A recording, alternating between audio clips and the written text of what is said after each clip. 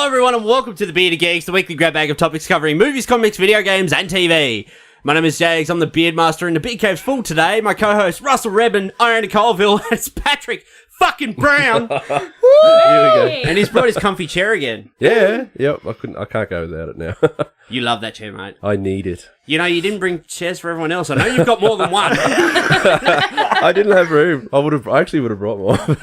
I got baby seat stuff in the car. That's lovely. Russell, baby seats for you. All right, I'll have a baby seat, Dad. Iona, this is your second show. Yeah. If you're on more than once, so your second appearance, that technically means now you're on the rotating roster Nice. of co-hosts, so welcome. Thank you. Our show the other week went over very well. A lot of people tuned in because we swore a lot, and we talked a lot of racism and other things which I can't remember because I've blocked it all out. Yeah, I've got a lot of apologies to make. Mostly to me. I'm not going to, not to you. I'll never apologise to you, champ. If the audio gets a little bit funny, if it cuts down a bit, it's because Iona and Russell are sharing a microphone, so when they get in the heat of the moment, they might move away from the mic. This is technical studio We're stuff. not happy about it. No. It's fine. So how is everyone? Yeah, good. Russell, you're hungover as fuck. Yes, and I made the incredible decision to go do Christmas shopping whilst hungover, and if you think that sounds terrible, it is. It's fucking the worst. It was so bad. Like, there's a special level in hell where you are constantly hungover, constantly shopping. Oh.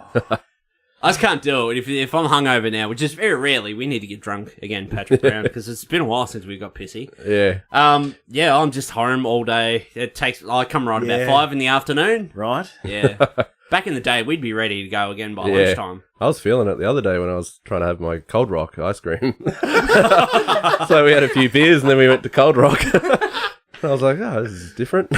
We were out drinking at the Kingsway and we're like, there's fucking no one around. Like, what's going on? And then we went to Cold Rock and it's because everyone was there. There was about 20 people in Cold Rock at like 10. It was like 20 past 9 at night. And like, this is where everyone is. How eating dare ice cream. What's wrong with this town? But then again, like, Pat, I want to be surprised, but that is the most, like, Pat thing to do is get on the piss and be like, you know what?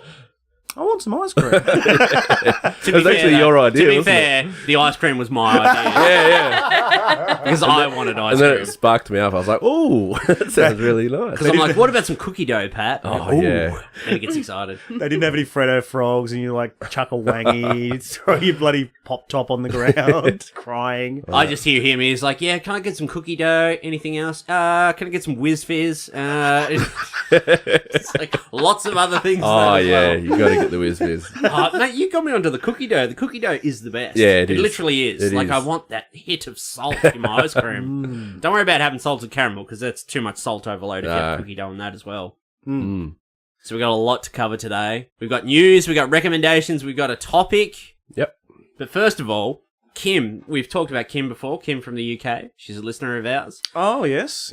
Don't act like you know. I don't know, but I heard before the podcast. So She's a fan of yours. Yeah, well, I've heard. Yeah, I'm She very thinks happy. you're very humorous. Oh, She's thank the you, only Kim. one. Oh. Russell's only UK Thank fan. you, Kim. It's nice to have a woman who appreciates me, unlike some. My wife. Anyway. Kim was very gracious and she got my address out of me and she sent us a care package from the UK, which is, I have it here. I like the idea of Kim like calling you up, says, I don't know who you are and I don't know what you want, but I will find you and I will send you candy. That was a great English accent. That's the Russ. worst English accent I've ever heard. I wasn't an English accent. I was Now, doing dude, my Liam Liam Neeson playing an Englishman in that movie. Hey, right, Gov, you want to get some lollies? I'll send you some fucking lollies, hey? So what Kim's done is she sent us a big fucking box full of Oh, wow. UK like chocolate and Oh, wow. like presents and lollies and stuff.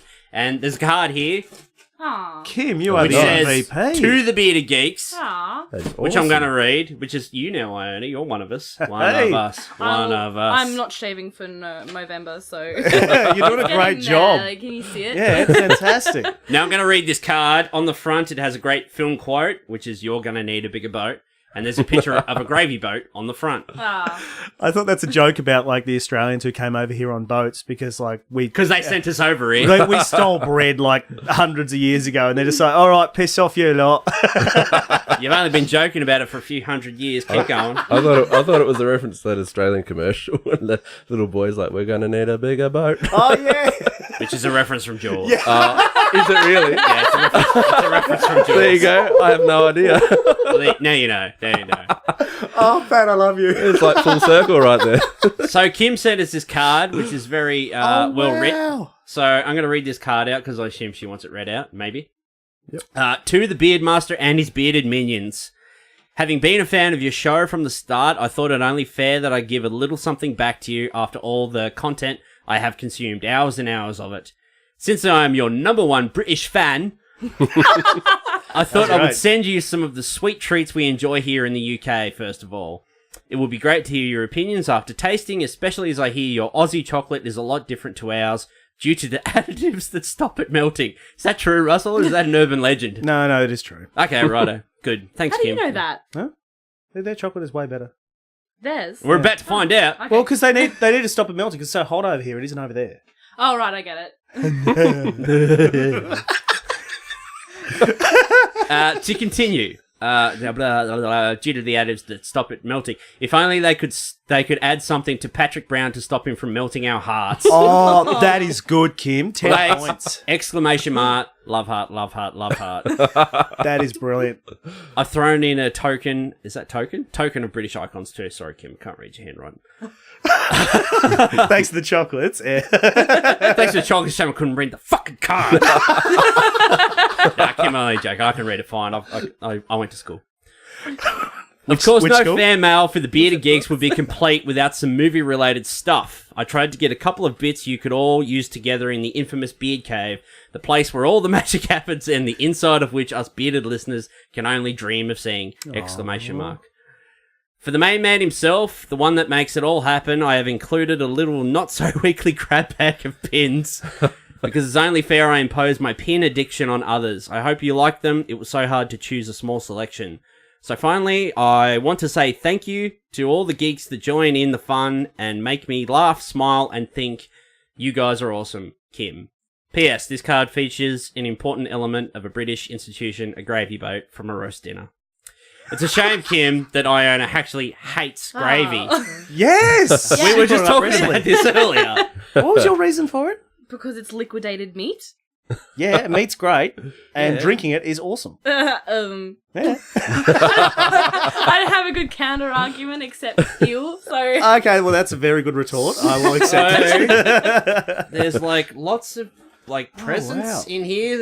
And it's wrapped in the wrapping paper, which is based on the carpet from The Shining. Wow. Oh. All right. Well, I at least honestly it wasn't stored in a strawberry, the pins. No, I That's honestly good. thought they were pads. See, look, we got heaps of fucking stuff in They here. look very pad-like. There's heaps of Yeah. presents. What I might do is, because there's so many presents, we talked about this earlier, every time Russell makes a terrible pun, or good pun, we'll unwrap something over the course of the show, because there's so many. Or else Pin we'll be for a sitting there pun. 5 minutes. Pin for a pun. Pin for a pun. So we got some sweets and presents, and alright, who wants to try some fucking chocolate? I'm so Nice. keen. What do we got here? We've got Caramac.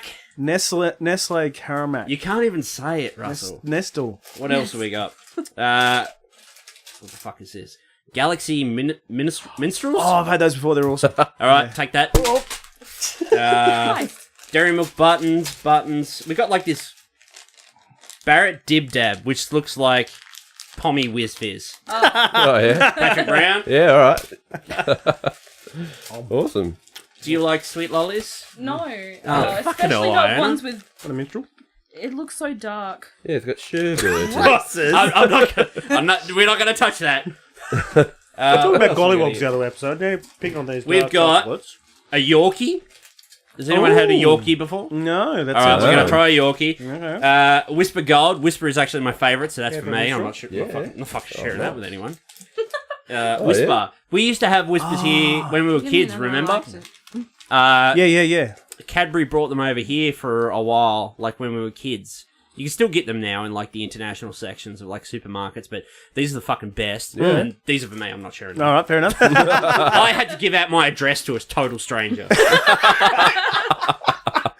It could have been anthrax, or I had to open it because I was worried there might have been like a big black dildo or something in it. Not that there's anything wrong with that. Nestle is that? Munchies. Munchies. Wow. Nestle Munchies. I All right, like the we'll try names. them. How's that Pommy Whiz Fizz over there, Pat? It is. Dib Dab, it's Let me called. just- It looks like pure cocaine. Yeah. No, that's good. Kim, What else we got? Kim, you've got to see the look on Bit of Pat's sherbet. face. The look on Pat's face is just sheer joy. Oh, here we go. Yeah. That's pretty good. Parma Violets. I wonder if it'll taste like a chicken palmy. Go, Russell. There we go. What else we got? Abby, let's grab one. Barrett Refreshers. Yeah, this is like these ones we get. You know, they're just. Oh, but they're all they're not even. Are they probably violent? Swizzles They're Love great. Hearts. I don't know what they are. Like England. Oh, like English weather in there. It is. You know, like look at the There's some kind clouds, of all lollipop. grey. There's a Swizzle double lollies lollipop thing. No, it looks just like a sweet lolly, maybe. I don't know. Oh, I've seen those here. Oh, you got heaps. Nestle Munchies. All right, who wants to try a Nestle Munchie? I haven't tried anything yet. I'll get amongst it. What And is then the we'll try some of flavour this meant to caramel. be? I don't know, but it does taste violet. Dark. It does taste like purple. You just like, that's what you do during gardening. You're like, oh, violet. Yeah, I eat violets. I just go, All right, I'm having a Nestle Munchies. Okay. It's like a Twix. Is it? Oh, Yeah. A square nice. Twix. Russell, you don't put your hands in it. You're sick. What? no, I'll just put it into his hand. Yeah, you're coughing into your hands. It's disgusting. Everyone's contaminated. Now, my I'm not that one of sick. my co-workers thanks. who is from England, I told her I got some Caramacs. Oh, that's and she said, awesome. "Oh, Caramacs are really good."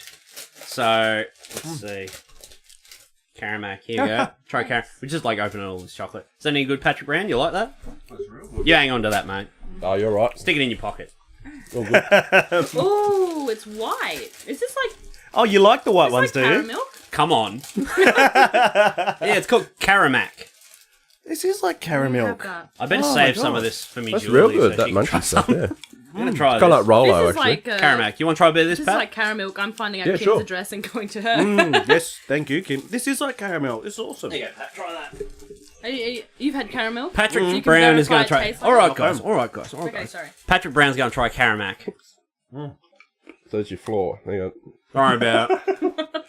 Oh, man, that's really good. That's like a... So creamy. That's what she said. You told me to tone it down. Yeah, but... Oh, that's good. That's pretty good, isn't it? Caramac. It's all real good. What about this Yorkie? I suppose we better try this. I'm going to have a sugar high after this. What's all this food? There's fucking food here everywhere. Jesus. All right, let's put some of this down here. Hang on. Please hold. Better open something. Better open one of these presents. Show what they are. Yep. Let's open a couple. This one, because it's already half opened. Excellent. Ugh. Oh, it's a card game. Geek Gamer. Top... No, 100 trivia questions. Oh. Oh, let it in. Let's do it. Oh, it's in the back. Question. Which music rhythm game series that has the player wielding a guitar-shaped controller came first? Guitar Hero. What? Rock Band... No, actually... Which music rhythm game series that has the player wielding a guitar-shaped controller came first? Rock Band or Guitar Hero? There's more. Oh. I'll say Guitar Hero. I'll say Rock Band just to go the other one. No idea. Just pick one, Pat. Guitar Rock Band Hero. or Guitar Hero? Guitar Hero is correct! Yay! Look at me losing because I want to make it fun.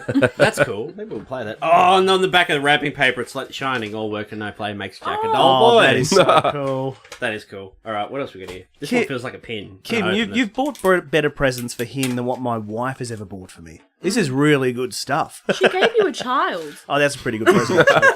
Maybe if you start your own podcast, she might send you something. I mean, to be fair, she took ages to give it to me. So. oh, wow. A big Lebowski pin. Oh, wow. nice. That's That is pretty so cool. That's cool. I'm going to open one more because I've got time. Chuck that over there. Well, that's just It'll like be your right opinion, later. man. Which one? Which one, Russell? Pick one. That one. Yes, one?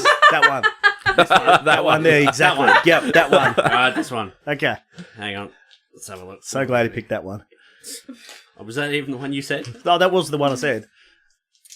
I'm unwrapping it. It actually wasn't. It was the other one. My birthday. One of the other four. Oh, wow. Simpsons patches.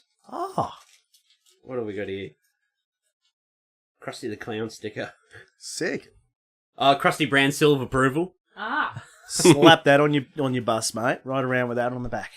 Oh, Dr. Nick's business card. If I don't kill you, you'll obey. That's cool. And there are other things in it. There's like stickers. Oh, there's like an X-Files like phone sticker. That's cool. And I don't know what this other thing is. She's our friend and she's crazy. I don't know what that is. That's from Stranger Things. Oh, it is too. Good thing we got the Because millennial end. It's an Eggo. It's an Eggo over this. Yeah, right. Well, Thank yeah. God you're here, Iona, because we're all dumb fucking men. Yep. Well, that is really awesome. Thank you, Kim. What did everybody think of that chocolate? That was good. That was Kim really wants us good. to rate it. All right, the Caramac. What do you reckon? I'd give that a Yeah. solid 8 out of 10. 8 out of 10. That's impressive. Yeah, same actually. What about the Dib Dab Pat, the cocaine whiz fizz? Yeah, that's good. That's probably an 8 as well. An 8? Good, yeah. Iona, what is the minstrels or what? No, the. Oh yeah, those were good. What were the thing? Where were they? Where were Which- they gone? They were like the Twix things.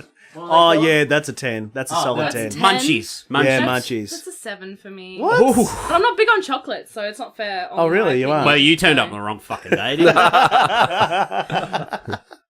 Wow, there's other things here. The Whisper's mine, but I got a Yorkie here. This intrigues me. I might save this for Majuli. Is that okay? Yeah, sure. Yeah. All right. Because she'll kill me. She'll be like, "You got all that UK chocolate and didn't say me any." I'm like, but. I'm gonna open one more present. Yeah, all right. Yeah, Kim, on the violet, whatever they were, that's a big no. It tastes like something my nan would have at the bottom of a closet. Parma violets. No, nor do they taste like a palmy or anything delicious like candy. So Yeah, sorry. that's it. Our Parmesanas are pretty important, so yeah. There you go, Pat. Have one of those. Oh, no, I'm good. All right, I'll be you right. You gotta watch trust your my figure. opinion. Yeah. Oh, I got another Simpsons pin. Pin. Another Simpsons pin where fuck, what's his name? Snake's hair. The tree has a but Snake's hair jumps on Bart's face. That's pretty cool. That's awesome. Thanks, Kim. I'm gonna open the rest of these over the course of the show, That's great. so we can get into the actual show. That is awesome. Thank you, Kim. That was above and fucking beyond for a listener.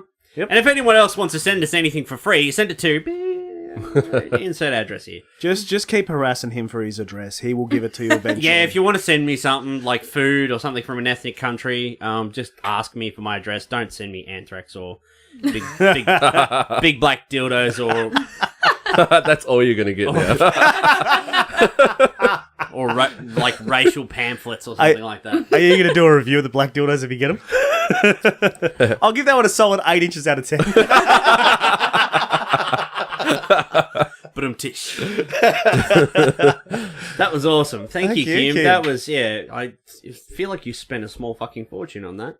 Yeah, I reckon. Right, there's a few things. There's 1, 2, 3. Well, there's 5 things left there to unwrap, so we'll unwrap those over the course of So the show. you're only allowed 5 puns today. Only 5 puns today. That's not fair. All right, let's see how we go. Does everybody have a recommendation? Because it's time for recommendations. Yeah. Patrick Brown, seeing as you're here and you haven't been here for a couple of weeks, you can go first. All right. No worries. I thought I'd recommend the TV show Barry, which I really Oh, like. yeah, you made me watch that. Yeah, That was 'cause good. It's one of those ones that's kind of flown under the radar. I think you I feel, made me watch that not it. many people know about. But it's gold. It's like Bill Hader, isn't it? yeah. It's really good. So he's basically he's a hitman for hire, and he's in LA and hunting a target down, and but then he quickly he accidentally falls into or he discovers that He stumbles into an acting class. yeah, he's a fan of he's found a new interest and it's acting, and now he wants to pursue that as a passion, and he wants to get out of like killing people so he can But then he's be an got actor. handlers and everything still trying to be a hitman. And he's stuck stuff, in and- it, like he's in deep in the hitman business. So Yeah. it's really funny with that clash, and it's kind of a comedy, but it's also really kind of serious as well. I found. It's like a dark comedy. Yeah, it's like a dark comedy, black comedy. Yeah. It's only a half-hour series, isn't it? I think so. Yeah, And it was it 8 or 10 episodes? I think it was 8. Yeah, I think it was 8. Only short. I like it when they keep it short. It was a pretty good show. I only had one problem with that show. The lady that played the cop, she can't run for shit. Because there's a scene where she's chasing someone, and she's literally... she's doing like a power run. She's always like, walking. She's like doing a power run. The arms are swinging like she's running, but and then they cut around that, but not very well. Sort of like how you run when you're in your dreams, like you run, but you're like not moving anywhere. Like you're running on a cloud. Yeah. Oh, I hate those. Something similar to that. Russell Redmond, do you have a recommendation for us? Russell, recommendation Redmond. Rusty recommends. Don't listen to me. I don't know shit. Mercenary Wings on the Switch. It's a sort of a love letter to the old Final Fantasy Tactics games that used to be on like the PlayStation 1 and then it was on the PSP and that. I love those sort of turn-based tactical games. And it's a really good throwback to the era. And it even like plays at the really crappy frame per second like they do. And it's got some interesting like parts to it. For example, like mana actually goes up at the start of a battle. It doesn't. You don't have a pool of mana you use straight away. You got to wait for it to just build up. Yep. So I'm just like going, what the fuck? Where did my mana go from last? And I'm like, oh, that's pretty good. Just so you don't get curb stomped by mages. Does it build up like as you attack or whatever? Like with no, just each turn you just get gradually more. Builds up. Yeah. I'm like, oh, that's a really really interesting mechanic. It's a lot of little things that are made it quite lovingly, and I'm going to enjoy playing that, just sitting on the couch as my wife's yelling at me to not play video games. Iona, do you have a recommendation for us today? Yeah, dating simulators, since it's not going well in real life. Write it down, that's funny.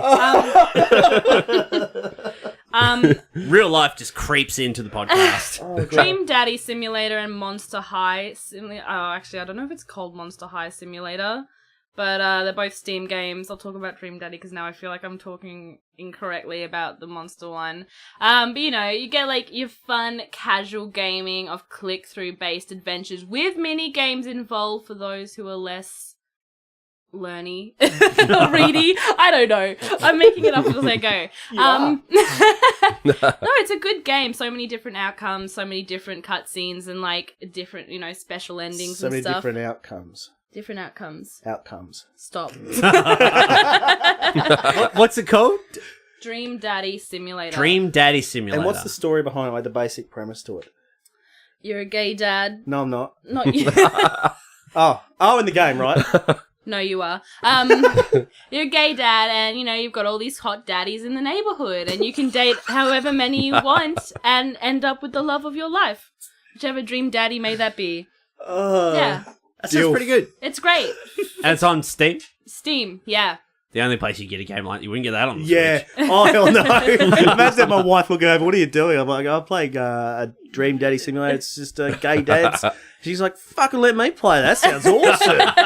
No, my wife's obsessed with gay characters and TV shows. Really Is she really? Yeah, she loves it. Anytime there's a gay character in a TV show, like some weird, obscure, like British, I don't know, any TV show, she finds out if there's any gay romances and she'll just watch the series just for it. She just loves it. Does she watch? So she watches like Queer as Folk over and over again, or? Oh, not really. No, she got bored of that because she's like, oh, they're meant to be gay. But I like this. Like this, just like adding in this other character. Like, ooh, that's a bit of intrigue. Tell her to watch Orphan Black. All right. Yeah, because there's gay romance in that. Okay, I'll tell her that. And it's a great fucking sci-fi show. She also loves fan fictions too because she's like, oh, this is boring. There's not enough going on this TV show. I'll read someone else's thoughts on it. And she was reading this fan fiction. I'm not going to make fun of you today. She was reading this fan fiction about Glee where two of the gay characters and one of the gay guys gets pregnant. Oh. And I said to her, how does that work? It doesn't make sense. She goes, you play fucking Skyrim all day with dragons. They don't exist either. I'm like, that's fair enough. But yeah, she makes a good point. She always does. Todd Howard, you've done it again. Now we're just waiting for the gay dragons in Skyrim too. Fussrod. That's a pun. I'm gonna have to open a present now. I didn't even end it. And you just like, nah. That was enough for me. Skyrim goes back to Todd Howard. Todd Howard, you've done it again. Skyrim job. There we go. Okay. There we go. Kim, he just wants to open more presents. He's so excited. He has lost No Nut November already. He's just pumped. Oh, wow. I got the other day. Home Alone pin in the style of The Simpsons. Oh, yes. So it's Bart and Chief Wiggum. And I don't know who that's meant to be. I guess it's kind of meant to be like Sideshow Bob, Oh, nice. which is pretty cool. I'm gonna be like the guy in town that wears all the nerdy pins now. That's gonna be but me. you'll have the best ones. Everyone else we're got gonna have the crappy best ones because he's come from the UK. Yeah. I'm like, oh, that shit fucking Australian pins. Like, hey, go on, cobber. Got strawberries hanging off the end of it. My recommendation today, I have watched stuff, I have listened to stuff, but I just fucking Wicked Wings at KFC, man. Like, I just gotta recommend Wicked Wings. You go on a Wednesday and you can get a bucket of 15 Wicked Wings for $10. And when you eat them, it's not like you chew it, it's like you suck on them. It's like, you know, you just like suck the chicken. It's fucking good, man. I sat down with a whole bucket of it, like, before a podcast, and James when we were doing the Ben Hur one. Yeah, he was just like, oh, man, were you hungry today? I'm like, no, it's 15 for $10. And he nearly ran out the door. like from an ad. It's like, get he was fucked. so excited. Are you serious? That's what the ad should be. It should be 15 weeks for $10. Get fucked. Russell, I brought this up with you yesterday, but now that we've finished recommendations, we can get to the serious topics. Bunnings and the Bunnings snags controversy. Heresy. Wow. Can you inform people of what has happened? All right, so Australia loses a prime minister and no one cares, all right? But when they start putting the onion in a different place on the snag down at Bunnings, that's when we're like, nah, not good enough. So what it is due to occupational health and safety, they can't have the onion sitting on top because it falls off and then people can slip from the onion, which, to be fair, onion is pretty slippery, but it's just not cricket. Did you know? Many people have actually slipped, though. Somebody One slipped. guy. No, another person slipped Really? yesterday and she cracked her head open and needed, like, major surgery. Oh, really? So they're like, we need to wrap this up a bit now, I guess. Why should we be punished? Because she's fucking useless.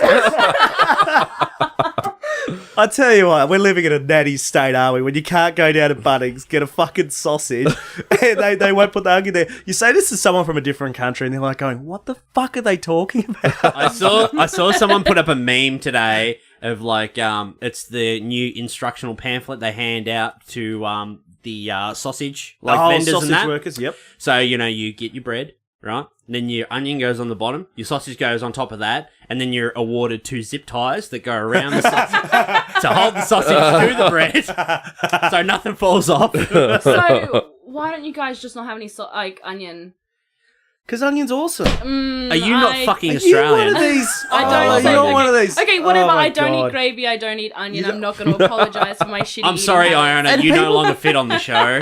You know, people get upset at me for bullying you, but god damn it, you need to be bullied. I don't get it. So, like, if it's on the bottom, it doesn't fall out and you get the full onionage. No, but it's No, not. it's not the That's not how same. it goes. How is it not That's the like same? wearing shoes on your hands. Yeah. That's not how it works. Okay, how do you put cereal, like, how do you make cereal? Do you just, like... Cereal first, milk last. All right, let's do it the other way then. How do you feel about that? It wouldn't... Well... Yeah, see, that's how No. it feels. It would still work, but it's not right. It's not the same. But you get the... Yeah, you know how much onion you're going to put on the bread. You're going to put a nice thin layer and it's not going to be overwhelming. You can't do the same with cereal. I'm a father, all right? So this is like if I was to put my child into the car, what I'd do is I'd put her in the car, then put the seat on top of her, and then strap her in. All right, it's not the, the same. seatbelt's still going to hold her in, but... By all rights, she's not going anywhere, but... No, it's a travesty, guys. It is a national outrage, and we're all upset. Patrick Brown, what's your take on the sausage controversy? Yeah, it's just odd, I think. It's just odd. I like the very succinct answer. It's just odd. It's fucking odd. Why like- would you even? It's like, I don't know, I suppose, like, I'm still going to get a sausage, even if they, course. even if they, you know, I'm going to eat it. But I'm not still. going to be happy about But it. it's just going to be odd and unusual. Remember the last time I went and I... Onion usual. There's another Oh, pun. That's good. Let's open up.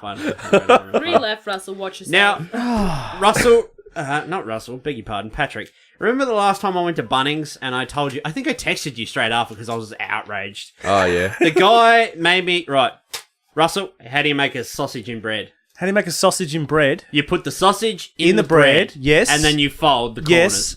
corners. Which way does the Diagonally. sausage go? It's got to be diagonally. This fucking silly old bastard Oh. put the sausage straight across the middle, and I just held it in my hand and then I fucking glared at him. Yeah.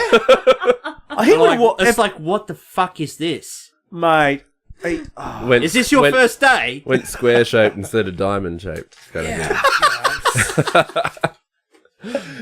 I got Biff Tannen's Pleasure Palace playing cards. Oh, Back to the nice. Future Part 2. Oh, right. wowzers. And Wow. you know, in Back to the Future Part 2, I forget the actor's name, but he modelled Future Biff off Donald Trump. Really? Oh, yes. I reckon Kim has spent like $100 on you. Or more. Kim Well, was you got looking the after sweet you. nothing's written about you in the bloody thing. That's awesome, though. Yeah, the melting hearts, Lots my of friend. good stuff there for you. What's that? So I'm outraged about the sausages, but that's not the big things we're going to talk about today. Let's move on to the news. Yeah. Patrick Brown, I don't know if you know, but Stan Lee passed away yesterday. Oh, yeah. And it was, Press F to pay respects, boys. The great man. It's not Call of Duty. It's a meme. No, that's not what. I'm not unwrapping anything off It's not a that. pun. Not a pun. It's just a fact.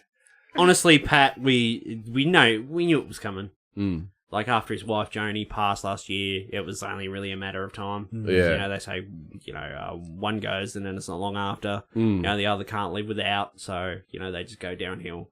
Yeah. And it was fucking rough. Like the outpouring online though has been awesome because I mean the guy's like fucking. Kevin Smith, he's equated him. He's like the modern day Mark Twain. It's probably not understating it to say that he's probably one of the most prolific writers of the 20th century. Because fucking without Stan, because Stan only wrote comics for 10 and a half years. From 1961 to 1972 or something like that. And in that time, he created like all of it. Spider-Man, the X-Men, the Fantastic Four, the Incredible Hulk, Daredevil. I mean, all these characters we know and love and, we milch off when we go to the movies to see every 3 months. Now, I mean, he created all of that in 10 years. So billions of dollars of money has been created just from what was inside one man's skull. 10 years. I mean, obviously, he, collaborated with other artists and other writers, Steve Ditko, Jack Kirby and other writers and that as well. But, it all started with Stan. He just understood it all, didn't he? Like how to make a character and how to make them interesting and just to make them shine and pop. The person was more interesting than the character, the superhero. He did for comic books what Hugh Hefner did for porn. Yeah. We guess, Russell. Thanks. Everyone's glad you're here. Yeah. Still thinking about it. But no, it was pretty rough yesterday. It was pretty rough. Yeah. I don't think I read one negative thing. Yeah, well, there's a lot of Stan Lee controversies about like different people who work with him and stuff like that. And, Oh, yeah. ideas. But I mean, at the end of the day, it's not the time to say it. It's not really worth, But that's been following him for decades. Oh, as exactly. And it's like, what can you do? What can you do? I was listening to the newest episode of Fat Man Beyond today with Kevin Smith and Mark Bernard, and they just did like a Stan Lee tribute show. They just normally they'll do the news and then they'll do a Q&A with the audience. But today they just, all told stories about Stan, and then the audience got up and, if they had any stories about Stan or any interactions, that they had with them. It was just a celebration of Stan Lee today. And, he told this story because last year, it was before Joni died. It was like a couple of months before she died. They did this interview with Stan and her. It was like a 3D 12K like state of the art interview. And they're like, we don't have like the camera guys and that did it. They're like, we don't have the screens or anything to watch it now, but in 2 years we will, because they were shooting in like 8 or 12K or something like that, like full 3D interview or something like that. They're like, in a couple of years we can use this, but we want to do it now because Stan's getting pretty old. He's 95. He was 94 at the time. And so he interviewed Stan, and then he interviewed Joni for a bit. And Stan just sat, kind of off the set, out of camera shot and that. And he watched her being interviewed and stuff. And, they started off with like the normal questions and stuff. When did it all begin and all that sort of stuff. And, about how she, pushed him to, just write whatever you want. And just do your thing, and that's when he created the Fantastic Four and all that sort of stuff, and it all just went from there. And she started to get a bit upset. She started to get teary, and she said, Spider-Man, Spider-Man, Spider-Man. It's always about Spider-Man. And she just said, as Kevin Smith described it, she's like, he's a poet. Like, there's all these things that he writes now, like he's been writing for the last 20, 30, 40 years that no one knows about. She's the only one that's ever read anything. Like, all this, you can only imagine, like, this kind of stuff. And she was getting emotional, and he was getting emotional. She's like, no one's ever going to know, like, that Stan Lee. They're just going to know the Stan that created all these characters and that we all know and love. But, you know, he's done so much more since then that no one's ever going to see. Only she's ever seen. And she's the only one that kind of knew that Stan. Well, it's a lot like the letters that were sent between Tolkien and his wife. You know, a lot of it ended up being used for future, by his son for future novels and stuff like that, or compendiums and things like that. And it's heartbreaking too, because I imagine maybe some of that will come out after all this now, maybe. I imagine. The daughter and stuff, you know, maybe. But then they said as well, you know, and it's kind of true because, you know, Stan created Spider-Man, obviously, and all these characters and that, but, you know, the greatest character that Stanley Lieber ever created was Stan Lee. You know, in the 60s and that, you know, doing Stam's Soapbox, you know, this larger-than-life version of himself, you know, and then eventually, you know, the two became, you know, inseparable, you know, they became the same person eventually. And it was just, yeah, Stan Lee was this larger-than-life character that he created, you know, when he was writing Stan Soapbox and that, you know, in the comics and stuff. And, yeah, you know, True Believers and Excelsior and, yeah, all that sort of stuff, you know. Joined the Marvel brand, the Mary Marvel, Marching Society, and, yeah, all of it. It sucks. Well, the world's a little less brighter without Stan Lee in it, but everything he's done's going to outlive the rest of us, so that's good. Yeah, it's tough. Tough pill to swallow. Yeah. It sucks living in a world without Stan Lee, but he's not really gone. Yeah. Press F. On to something a little more fun and a little less dour. Oh no. No. I'm holding up a copy of yesterday's newspaper because who's on the front? Oh, look, it's Patrick Brown. Now, just for the listeners, the Examiner is the North Tasmanian... our local newspaper. Yeah, newspaper. It's pretty prolific in Tasmania. And look at his little cherub face there, smiling, holy little spider. Go to page 6, you'll see the real star. Oh, yeah, I saw that. Who's on page 6? Let's have a look here. The Examiner contacted you after Stan died, and they kind of just wanted someone local to give their take on Stan. Look at this bloody smiling kid in this. Little Jackson. Look at that. He knows how to work the camera. I even put the little Captain America top on for him, so isn't like your ovaries related. burning? No. And then I was looking at this, and I was like, look at all that DC stuff up on the top. Only you would spot that. Yeah, I saw this yesterday, and I was looking at it. You're holding up that giant Spider-Man toy, and I was like, you and I drew all the black lines. We did. All that webbing. Got the permanent marker out. That was just all red. And Pat and I took turns with the permanent marker drawing all the webs into the toy, filling all the web gaps. And now it looks awesome. So, everyone, I have 3 copies of yesterday's newspaper if you'd like Patrick to sign it. Yes, please. Hey, can we get that to the social? Just start signing it there. Getting yeah, we'll get a shot of Pat holding up the paper. Yep. Yeah. For the socials. Now, was it yesterday? Yeah, yesterday was yesterday. Yeah, about 12 months ago, Pat, we talked about a movie that was coming and a voice cast and that, and they put out the first trailer for it yesterday. Yes. And I didn't care, but now I really want to see Detective Pikachu. Yeah, I saw that. It was good. How good was that trailer? I'm not a Pokemon guy at all, really. I watched a little bit of Pokemon. I missed Pokemon. I got more interested in girls when Pokemon came along. Girls. I kind of was in high school, a little bit. Yeah. Only a little bit. I watched a little bit because my brother, who's older than me, he was watching a few episodes, and I think I watched a few with him. But I didn't really get into it. I was more into Evangelion. And it looks good, though. I'm a mad Pokemon gun girls fan. or whatever, cutting off their Oh, clitorises well, and I'm an avid Pokemon fan all the way through every single generation, and I've watched every single episode bar maybe a few. Wow.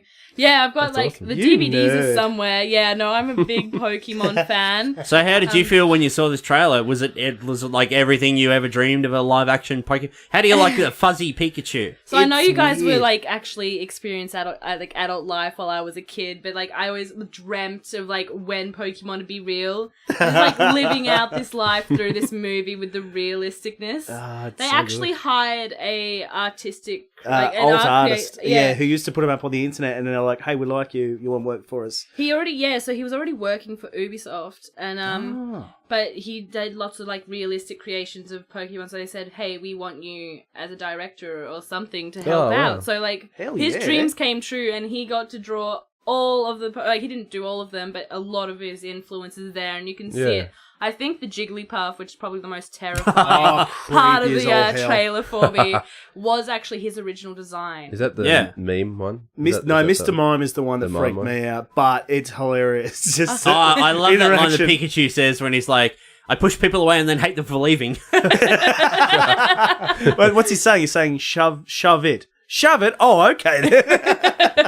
I really liked it. Honestly, I've watched it probably about 10 times. Could I someone really liked it. What do you- explain to me what I don't get why Ryan Reynolds' voice is on it. Like Pikachu's got his own little touch, but there was then, correct me if I'm wrong, Pokemon people, but there was a Detective Pikachu game. It was kind of Yes. just like a spin-off game where okay. you played as Pikachu. It was like a little Sherlock Holmes mystery thing. Yeah. But he was voiced by Danny DeVito. Yeah. Is that okay. correct? No, I think they wanted to get Danny DeVito for the movie. Yeah.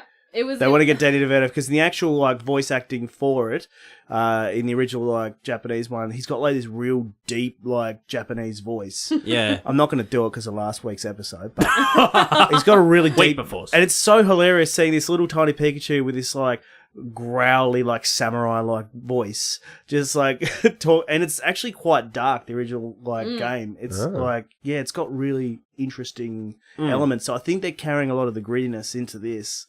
And I feel like it's kind of like the best possible introduction for a live-action Pokemon film. Is there a Because you're not reason actually it can- focusing on Pokeballs and Poke Yeah. tournaments, and I don't really think people would appreciate watching little animal monsters fight each other, like dogfights and shit. and it doesn't feel like there's going to be too much like lead up to it to explain anything because everyone knows Pokemon. It's part of the zeitgeist, so they're just going to go straight into it, which is going to be awesome. Mm. And I think Ryan Reynolds makes a pretty good Pikachu. Oh, he's hilarious. yeah. I mean, like him. The way he looks when he's like, I will electrocute you. I think he said he wanted to do it for his kids. Like he said, Yeah. this, and he is like the best dad ever. We had a bit of a girl out, like We love them. We Yeah. love Blake Lively Yeah. and Ryan Reynolds. Yes. and You I see The So- Shallows? That was pretty good with Blake Lively. Oh, Yeah. It's pretty good. we just like the interactions with how the bands that he They- has. Yeah, Yeah, the bands, the that online is- bands they have back and forth. Yeah. Yeah. So good. Yeah. So It's good. good. It's good. I want to see it. Yeah. We're gonna go on. No, a big, we're gonna a have big, to do a big beard parade. Yeah, we're gonna do a beard. Going out Trip. to the movies. Hopefully, we'll get the exact same one where We call it a mandate, Russell. Well, Iona's coming along, so Iona's got bigger balls than the pair of us. fair enough. Let's do it. Man. Hopefully, we get the squeaky curtained cinema this Oh, time. I hate as well. that fucking. I was in there the other day when I saw Girl in the Spider's Web. And I was just watching. I was like, He just said they go, here we go, here we go, here we go. here it comes, here it comes. If only Russell was here. Yeah, there's people like sitting next to you, no longer sitting next to you. They're like, No, I really liked it. There was a Squirtle and a Psyduck and a Charizard. Yep, Charizard Charmander. looked awesome. Yeah, Charizard's technically not a dragon. Is that He correct? isn't a Even dragon, though he no. looks like a dragon. If it walks like a He's dragon, it talks Cute. like a He's dragon. Fire flying. Yeah, he's fire flying, but his Mega Revolution in Oh, X, shit. I think it is dragon. Yeah. Yeah. Yeah. Yeah. Yeah, no, it's gonna be good. I hope. Did you guys like get the small? You know how like have you seen any of the movies? Any of the movies No. from the TV show? Yeah. So No, there's I've always, seen a Mew too. well, there's always that message of love and like hope. Like they continued that in this movie as well. I don't know if you remember the line from Pikachu where he's like, "There's something that brought us together, something that was, and it's called hope." And it's like, it's so Look at cute. this. So I'm really excited to see it. And I can't wait for the cameo in the next Deadpool movie. He's going to bring it up. Oh, that would be Yeah. great. Yeah. Remember that time I voiced Pikachu or whatever? What? There was only one thing in that trailer that didn't sit with me very well. The part where he jumps in. Is it Mr. Mime? Is it? Yeah, Whatever it's called. He jumps into his invisible thing. Yeah. And then the line he says after that where he's getting up, he's like, I pictured that differently. Or in my head I saw that differently yeah. or whatever. Yeah. That line in the context of that trailer, it just didn't sit with me because I'm a fucking nerd. All right, yeah. And I'm just like, I don't like that because I'm a neckbeard. But to be honest, though, in the realms of the Pokemon move, that is correct. It is reflect. Do you reckon they're going to bring out like fluffy Pikachus? Oh shit, yeah, They man! better. They're going to make it for adults too. It's just going to be like the awesome best one. bit in the trailer was when they're going through like the market thing, and he's like, why doesn't no one else understand you? He's like, no one else understands me when I talk. They just hear me say Pika Pika. And then it cuts to other people. It's like, can you understand him? And he's like, Pika Pika. And then the girl's like, oh, he's so adorable. Pika Pika Pika. And he's like, yeah, you can't understand me. I was just like, the Pika Pika thing, it got me. Even though I don't like that's the one thing I didn't think I kind of understand. like Pokemon, actually. How Pokemon Blue, I love it. It's probably like a special Bond thing. I mean, there's like certain... Like between a Pokemon and their trainer. Yeah, and They'll probably sometimes explain it. They, Well, they definitely will. You but teach me and I'll There's, like, teach you. in the Pokemon series, psychic types can actually, if they're intelligent enough, they can telepathically talk Yeah. with other humans and that. Is that a Psyduck as well? So no, Psyducks- he's too stupid. Oh. Yeah. But he is a psychic type. He's a psychic type, but he's too stupid. It's got to be a certain level of So intelligence for them to Mr. go. Mime Yeah. potentially could. He's a mime. He doesn't Because- talk. Yeah, but like Ash's mum, she has a Mr. She Mime does and have they Mr. Mime. converse. They do converse. Um, He just does all the stuff around the house, though. It's just like a live-in slave. I mean, Mewtwo could talk. Yeah, but he's intelligent. Meowth could talk. No, that's because he learned how to talk because he wanted to learn how to talk like a human because there was another Meowth who he wanted to go out with, and then it didn't. Pat and I are just staring at each other like... No, dude, this Sorry, is very important. I'm listening. He taught himself how to speak English to impress her, and then she just wasn't impressed, like Because she Shania couldn't Twain. understand him. And where does Team Rocket fit into that? No, they just met up along the Yeah, way. I They think just- Meowth Oh, because was like, Meowth hey- was working for Giovanni, and Giovanni ended up like making him. Blah, blah, blah, Work blah, with blah, blah, blah, blah, blah, blah. Pokemon's pretty fucking deep, man. The can- law's pretty important. Yeah. Does Ash ever become the best like no one ever was? No. Not at all. Is Ash still like 12 or whatever? Of course, yeah. There's a theory behind that. Apparently, he's Yeah. absorbing energy from all the females he's with, and they end up going missing. Like, they just leave him after a while. And it's believed that he's like a vampire that's absorbing. Or there's the other one where in the first episode he sees Oh. a Ho-Oh and he wishes that it would like that He'd stay young. His His journey, would would never end. never He wanted end. to always go on. And Ho-Oh is a legendary Pokemon who grants wishes. So Ash just isn't. Did you not know this? Yeah, I know. I'm Oh, just really? adding emphasis. Thanks. So Yeah. yeah, so like it's potentially that he's got his wish, but now he will never go through I like puberty. that one. But there's also like there's a theory in so I think it's the second episode where the actual TV show changes and becomes like it goes from being super realistic to being more playful and silly. And they believe that when Ash actually ends up in hospital, he's in a coma. Oh my god, this is like so depressing. Yeah, he's in a coma, and everything that's happening is just his dreams. Yeah. But anyway, Yeah, let's go on. Iona, did you ever write any Pokemon smut fan fiction? did you? Did you try? It wasn't smart fan fiction because Pokemon's too pure, but yes, there was fan fiction. What was it about? Me again. Were you the very best? Just self-insert. No, I don't remember how far I wrote into it, but Who was your... Because everyone has like a main Pokemon they use. What was Oh, yours? yeah. Pokemon? Were you a Bulbasaur? No, I'm not into grass types. I'm a fire type Yeah, main. girl. So- Oh. Ew. Your cats are so Is sweaty. that a Pidgey? Huh? A Pidgey? Is that a Huh? Pokemon? A Pidgey is a It Pokemon, yep. is, Okay, yeah. right. It's Is that a fire type? flying type? It's a flying normal. type. Whatever. It's a Pidgey. It looks like a pigeon. Yeah, right. Sorry, not to like talk down on you. It's Wow, like a pigeon. woman splaining him. Pat and I are just sitting here like, Let's just sit there and go, I wish I could have some more of those lollies. yeah. Do you want some more lollies, Pat? Nah, I'm Plenty good. over here. I'm alright, thanks. Pat, Yes, I we're got- eating I got lollies, some- talking about Pokemon. It's It's we're like a couple we've just kids. taken over the podcast again. Are you guys going to start a Pokemon podcast? We should. You know what you should could. do? You should start a Pokemon podcast, but you watch every episode and then just talk about the episode you've just watched Oh, yes. once a week. Wow, that works. That'd be so So you much could watch fun. a 20-minute Yes. episode and then you could dissect it and just watch from beginning to end. How many episodes of Pokemon are there? Too many, we would be dead before it would be finished. So you have a you year's worth of content there easily. for a half-hour podcast a week. Oh, yeah, I'm down for that. Can we use the equipment here? Yeah, It'll we'll cost turn you. up here. All right, cost we'll just you. hire it. Here we go. You're ready. Here we go. We're going to have our little thing. Great. Tune in next week. It's going to become the Pokemon show. Pokemon and on is what we're going to call it. Oh, wait, that's a good name. I like it. Thank you. I'm ashamed, but I like it. Hey, it's another. Disappointed. Is it a pun? No, not really. Nah, It's just work. plain Let's old unwrap words. something. It's just here, word- 'cause no, he just we wants gotta unwrap I was stuff. like, I'll take it. Look at this one open. This one's like covered in tape, like real bad. I I've can't got get it open. nails. Do you Have want help? And then you got Coke fingers. Yeah. Like, I Fingers. was going to say, like, Carrie from Star Wars, but then that would be... Well, she liked cocaine, Yeah, apparently. no, in the Allegedly. In Don't lie. the second movie, you could see her pinky nail is like really so much longer than all her other nails. yeah, It's 'cause she yeah, would yeah. do It's coke with a her pinky. British A bump. keyring with British paraphernalia. Ah, like That a- is cute. so Oh, cool. nice. Double-decker a bus. red penis-shaped letterbox and TARDIS and a double-decker double-decker You know, bus. I think it's just a phone box. I think. I was being clever. I was being clever, and you ruined it. He's like looking around real frantic, guys. That was the joke. I was Joke, being guys. clever. I made a pun. I'll unwrap something else.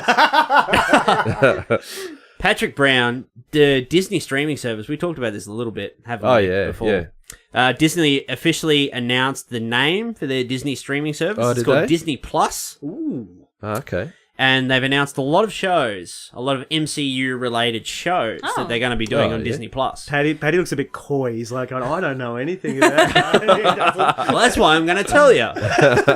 So, Disney have announced that they're going to do MCU-related shows for their Disney streaming service, Disney Plus, which are going to feature kind of mid-tier MCU characters or characters they haven't used that haven't had their own movies and may never get their own movies. Oh, really? So, there was talks of a Scarlet Witch show. Yeah. So, Scarlet Witch and the Vision. Yep. Oh, okay. And there was a confirmed Loki miniseries with Tom Oh, Hiddleston. the wife is. You got to tell Emmy. I know. who's going to come back. That'd be good. There's going to be a Falcon and Bucky miniseries, Oh. like in that. Civil War and I'll that, watch that. Civil Yeah. War and Winter Soldier. They were playing off each other a little bit there, mainly Civil War. Sorry.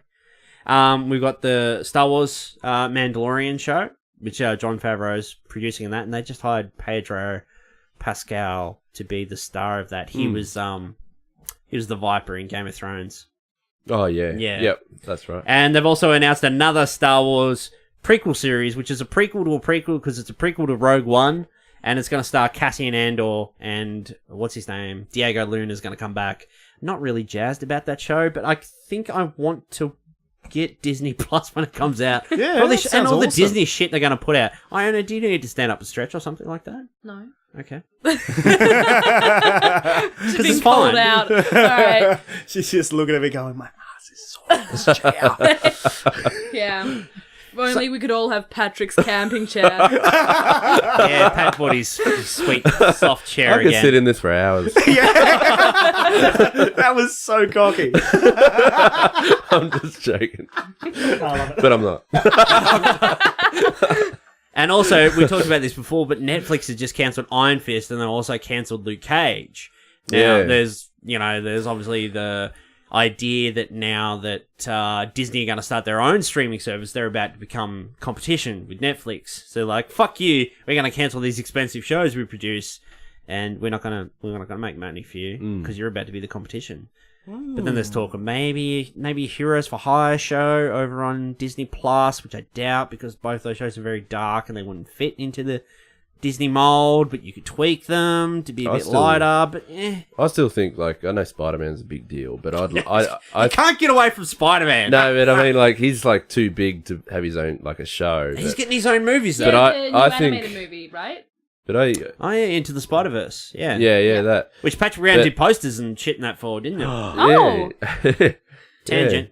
Patrick, tell us about your posters. Yeah. Oh, so I did a lot of the promotional art for, like, so the movie, and they had me I had to copy that style, you know how it's like a real, kind of It's like crazy old school style.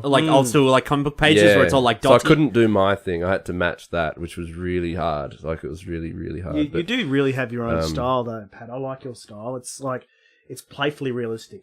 Oh, Your yeah. style. Yeah. I've never heard that. Yeah, Yeah. that's good. And it was really tricky, but I had to do, stuff that They're like just single characters based off what you see in the movie.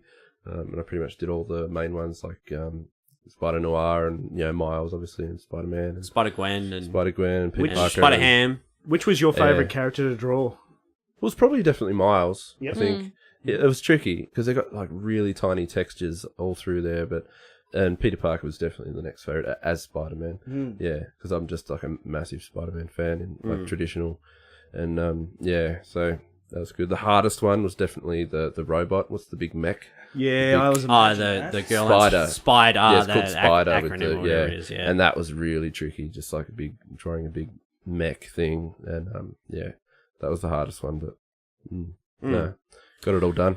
I think I really want Disney Plus. I think I'm going to have to get it. Yep. Oh yeah, but because not only is there going to be like all the MCU shit and the Star Wars stuff, but there's going to be fucking all the old Disney shit on there, all the old cartoon series, all the old TV shows, all the old flicks. Song of the South is definitely not going to be on there though. But you can find it on eBay on VHS. I've been tempted to buy a copy. Wow. Sorry. What do you think, Pat? Would you get Disney Plus? For the kids and also yourself? Yeah, I would, if there's, like... I mean, I heard they're taking all their stuff off Netflix, so you've pretty much got no choice but to watch. Yeah, so all their movies will debut on Disney+. I'll probably get it. I hope it's not too expensive. I don't want to pay, like, another $15 a month. I did read that they're trying to keep the price down because they really want to compete with Netflix. So Bob Iger said in US dollars, they're going to try to keep it from $8 to $13 US. So we'll probably pay a little bit more for it over here, but I think it'd be worth it. Yeah, I'll definitely get it, so especially having the kids. So Disney Plus doesn't seem to have very many minuses. Down for that. Let's open another one up. That's a good one, Russell. Pin for a pun. Pin for a pun. I think we're on the last pin. And then there's a real big one. It's a big package. It definitely is not dildo shaped. No. Depending. But it could be anthrax shaped. Oh, wow. I have got Sideshow Bob as Walter White. Oh, nice. Yes. That is very cool. I'm the one who knocks themselves in the head with a rake. 87 of 100. Wow. Wow, that's pretty cool. Thank you, Kim. I gotta find places to fucking put all these now. And the last bit of news, Patrick Brown. Again. We are fans of watching Tom Cruise films, are we not? Oh, yeah. I love it. We loved the shit out of Mission Impossible. Fallout. I was all over it. Didn't we? One of the best movies of the year so far. Yeah, definitely. We loved the fucking helicopter scene at the end. Didn't we? Yep. Tom Cruise actually learned how to fly a helicopter for that film. Of course he did. Of course he did. This was reported last week, I think. Tom Cruise has reportedly halted production on the Top Gun sequel titled Top Gun Maverick so he can learn how to fly a fighter jet. Oh, God. Because I guess it'll be like another Mission Impossible thing. They'll just have like a GoPro camera like up in the corner of the interior and have Tom Cruise do a couple of barrel rolls or some shit like that. And I'm like, Tom Cruise, you're like 55, dude. Like, I know you want to like give the people what they want and that would be really cool, but you could just do a green screen. Yeah. You could have the jet parked on the runway and they just put a green screen behind it. I don't know if the military would let them show an interior of a cockpit though, like a jet cockpit. Don't think it'd change things different. Depends like, if it's an massively. older one. Like if it's in one that's not. This is Top Gun, mate. They'll be using cutting edge, True, they are state of the art military jets. He's probably just after that kind of title where it goes. Tom Cruise is the craziest man in Hollywood. It goes along with the movie, and it's like, it's one of those movies known for that one. Oh, Tom Cruise actually did his own like flying in this. But he does that kind of in every movie now. Like it's his thing. The other day, I rewatched Mission Impossible 3, and everybody, like, we talked about this before, like, the scene where the drone flies over and shoots the rocket, and he gets pulled into the truck and that. You're like, he actually did that. Which is really cool. I love how he does all his own stuff. But now he's flying helicopters, and he's doing halo jumps, and he's jumping off buildings, and he's hanging off the Burj Khalifa, and he's doing all these things which are bigger and better, and it's just like, you can't keep topping yourself, Tom. Like, next he's like, I'm doing a space movie and I'm going to learn how to fly a spaceship. I suppose it's pretty cool when you think about it, because not many other actors are doing that. We're actually going to be filming on the International Space Station. Sorry, we're having our own conversation. Yeah, I know. I didn't want to put it on the podcast. I was like, that's a bit rude. He called Tom Cruise a top. Yeah. Ah. Because you were saying about Top, and he's just Top. And it was just like, yeah, Tom. Actually, you Top. know what? I'm pretty sure I saw Tom Cruise on Dream Daddy Simulator. Was he really? No. Oh. It's like a little disappointing. I was going to get it up That till was now. such a Tom Ruse. That's it, Russell. We ran Last out. present. We didn't even get through the news. Didn't even get through the news. Actually, that's pretty much all the news, really. Tom Cruise is just nuts enough. He wants to fly. Cruise news. Ready Player One, 3D coasters. Oh, wow. We actually need That's new cool. coasters for the beer cave because Patrick Brown keeps ruining all the old ones. Spills beer all over everything. These are actually really cool. The movie, I was pretty medium on the movie, but the coasters are fucking cool. Oh, I love the movie. Oh, here we go. I loved it. We haven't talked about this, so let's argue. I was pretty medium on it. That was good. No, we're not actually going to talk about it. No. That's the end of the news. No more news. Woo! Actually, I should talk about our topic that we came to talk about. Yeah. Patrick Brown, Russell Yeah. Redmond. What's your name again? I don't know. It's okay. You'll get it eventually. We Yeah, have like my been parents. playing a lot of Red Dead Redemption 2. Have we not? Yeah. Oh, yeah. Somebody asked me on Instagram yesterday, like, are you going to talk about Red Dead 2? And I was like, yes, we are. We are. We're going to get to it. We're taking our time. We're going to get to a Red Dead episode. It will definitely happen before our Christmas break. Thanks, Soaking Mum. it up, aren't So we've been playing a lot of Red Dead 2, and we're getting sucked into the world. Is that a fair to say? we? Yeah. You get real sucked in. Picking up fucking cans of peaches and Soaking shit. it up. Yep. Oh Putting them in boy. my fucking satchel. Oh, man, you're going to love supermarkets. Getting slaughtered by the night folk. Yep. So That's what they got in the game. there's like hillbillies, like- swamp. Oh, They're like that's- swamp It's like folk, swamp Night clan. folk sounded so racist. Oh, really? When you said getting slaughtered by the night folk. No, they only come out at night and they like creep on you. And, That's and edgy they, as fuck. they hide in the swamps and stuff. Like they're really, yeah.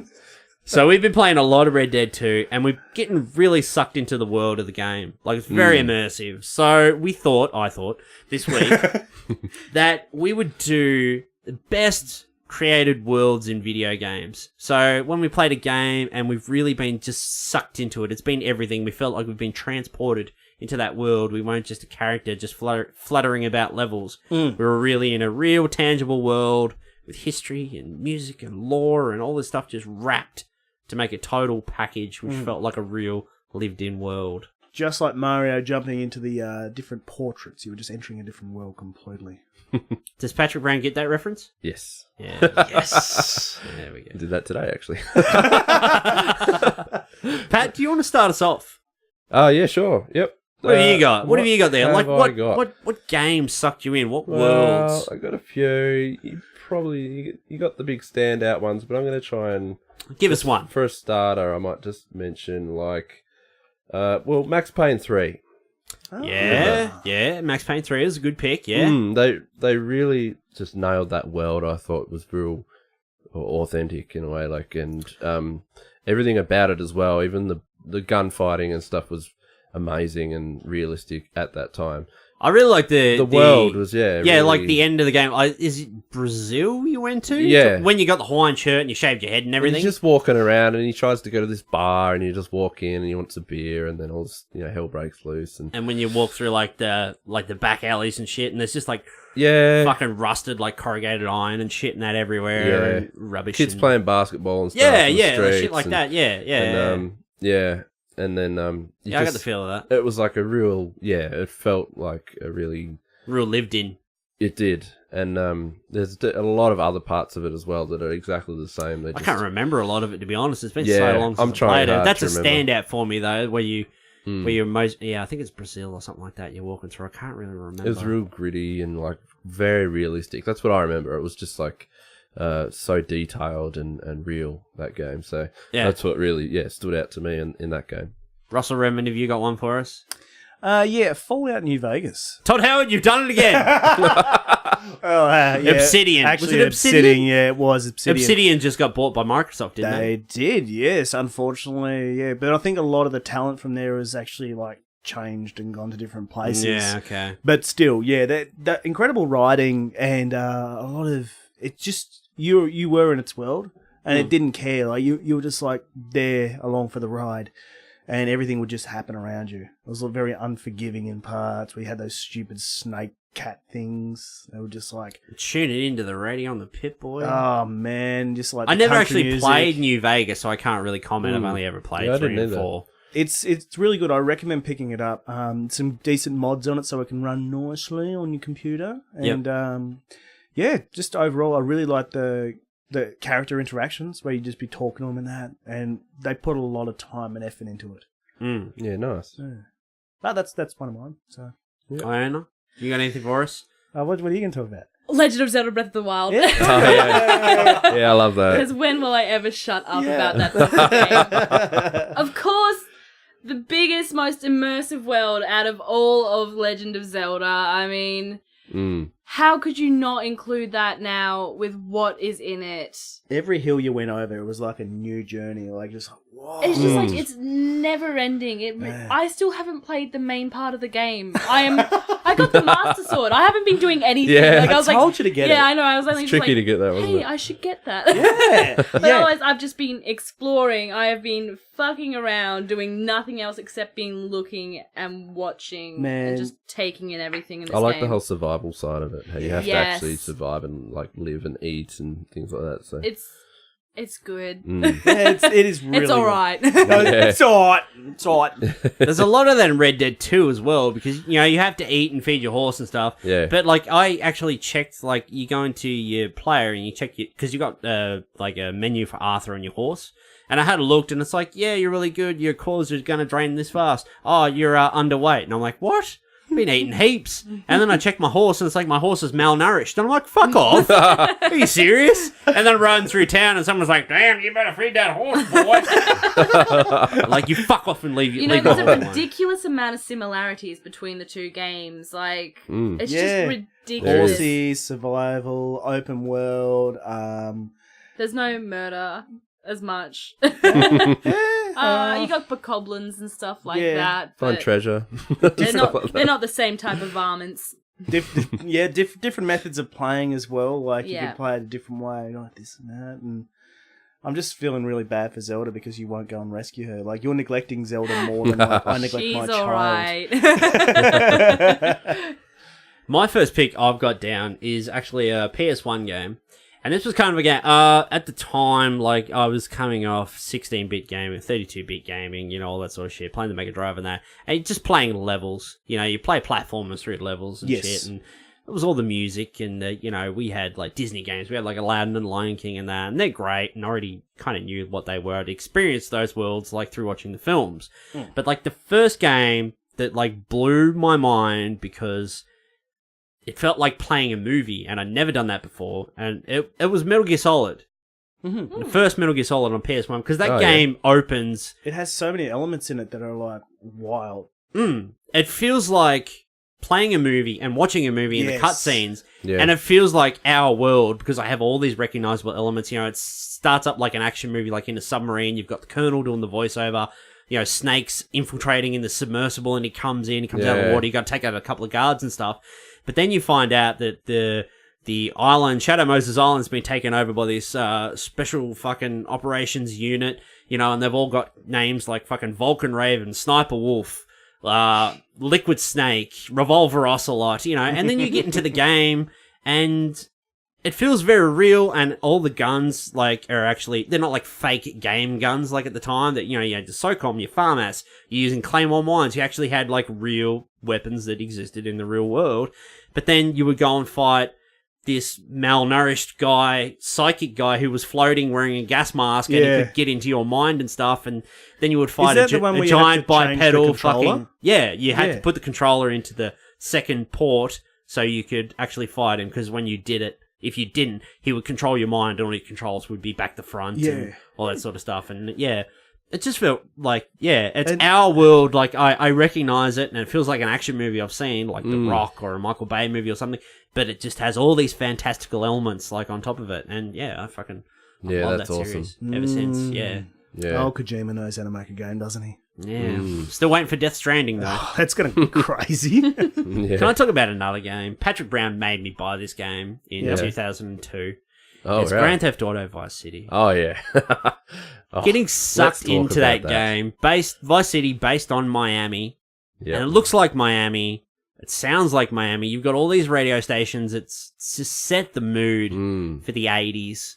Driving around in 80s themed cars and just encountering, like at the time, like all these different gangs. And it was literally just like 2 islands or 3 islands, 2 on the side and one tiny one in the middle. And it just all come.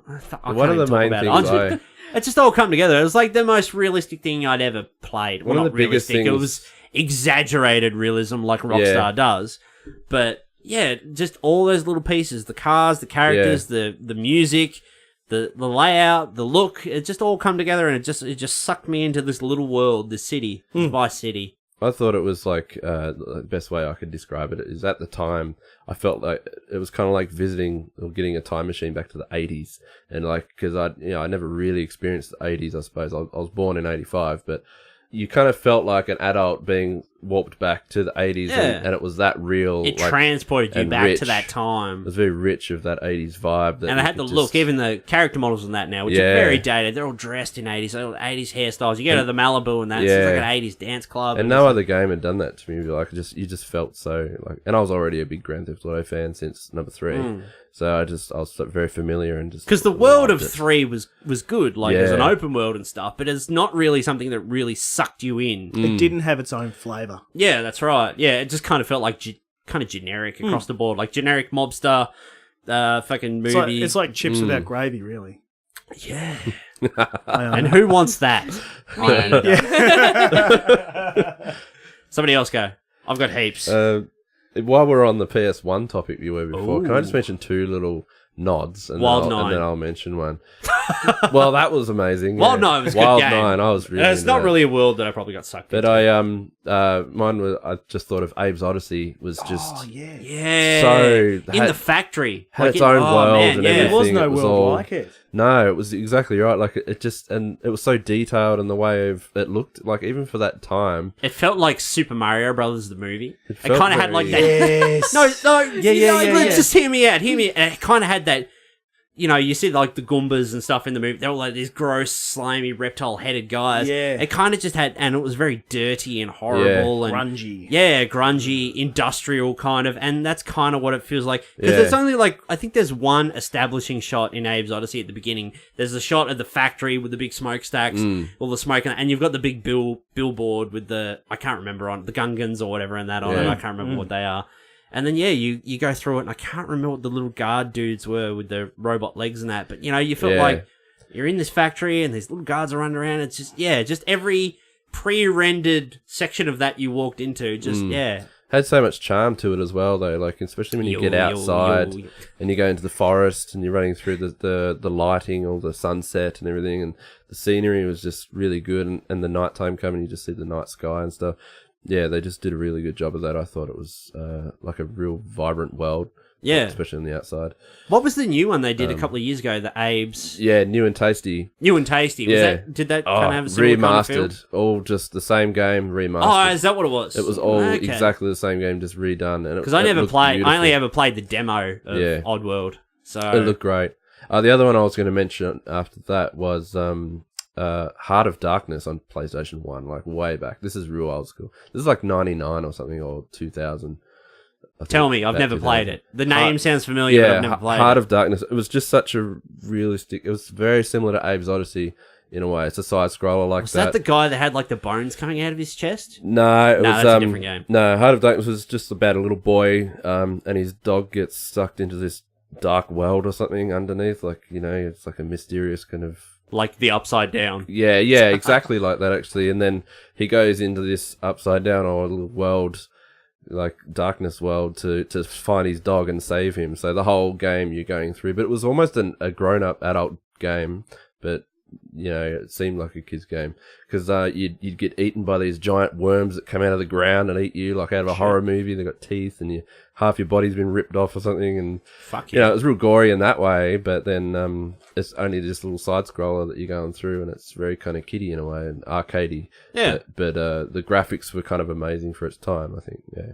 So that was just another one I thought I'd give a nod to. But yeah, you guys go. Look, one game that really, you know, I was immersed in. It happened after I got caught crossing the border, and I woke up on a wagon, and Oh, Christ. I tell you, Todd Howard. You've done it again. No, he did it the first time, and then he did it again after that. Like, I kept playing the game. He made me do it again because I bought it. Remember, Yeah. I said, Todd Howard, you've done it again.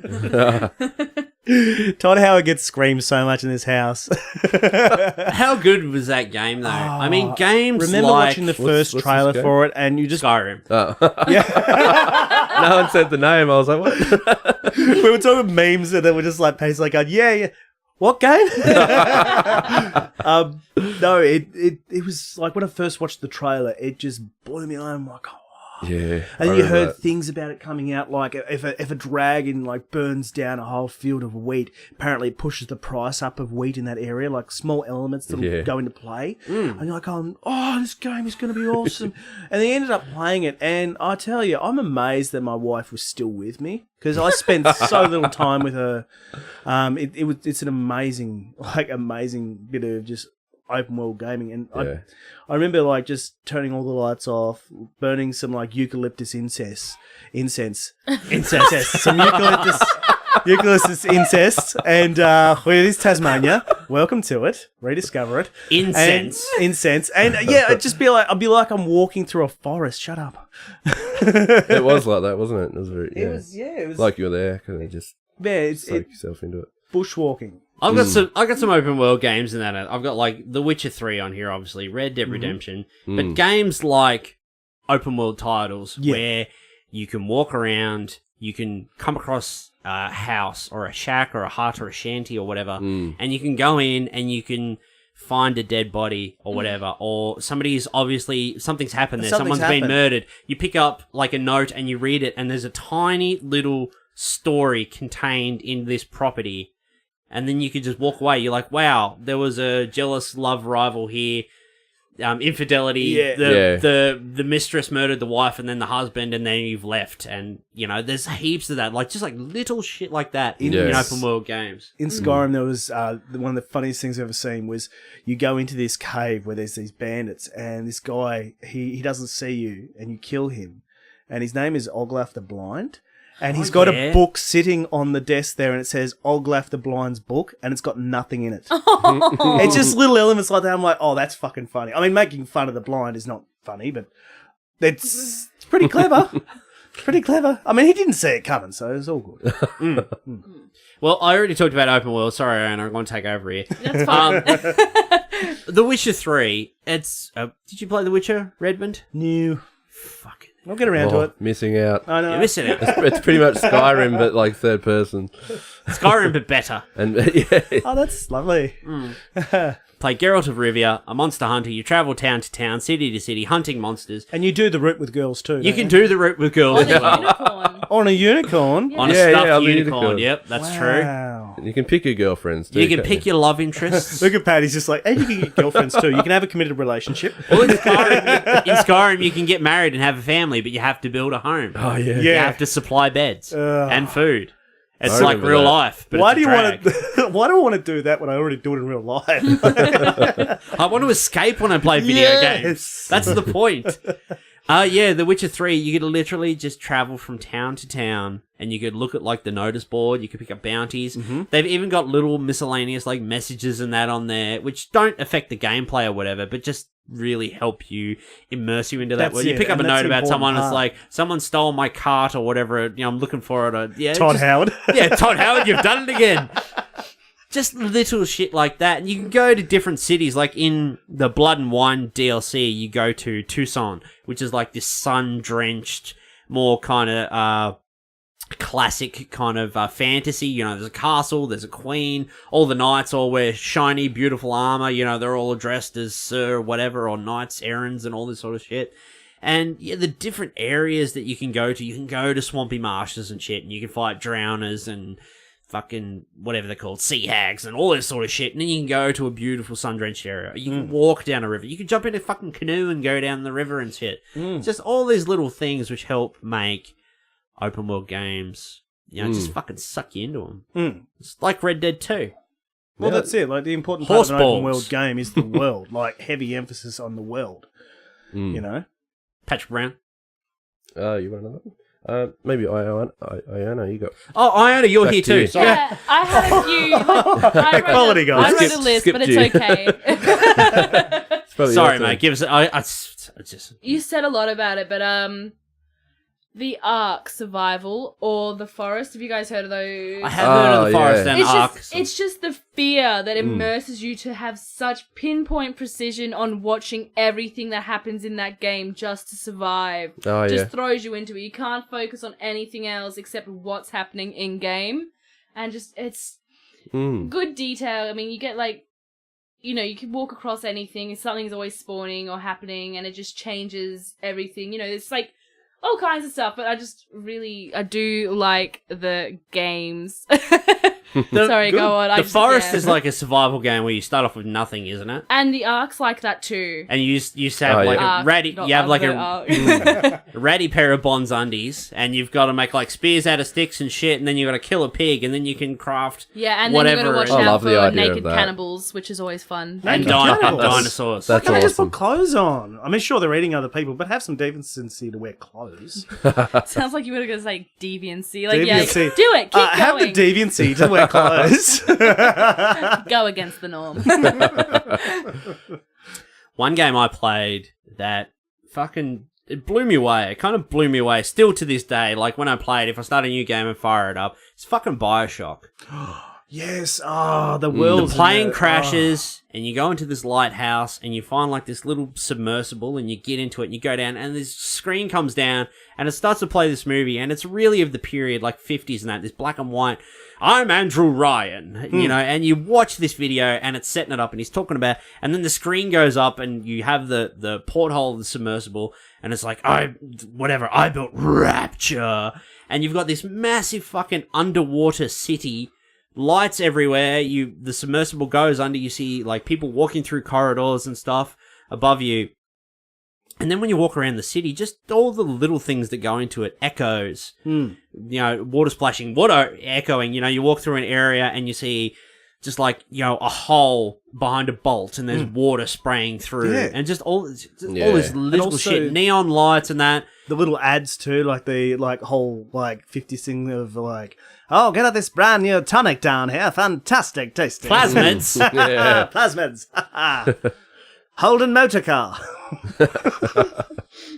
But yeah, the world like that. And as well, Bioshock Infinite in Colombia. Oh, Yeah. I actually, my daughter was born around at the same time as I was playing that game, and I tell you, not a good game to play when you've got a newborn daughter. That is so true, Because it actually. rips you apart and you're like, oh, I think I'm a fuckhead. I don't think I can do this. At least you didn't sell your daughter to clear your debts. Well, not yet. Spoilers. Spoilers. It might happen, Emma. Has anyone got small?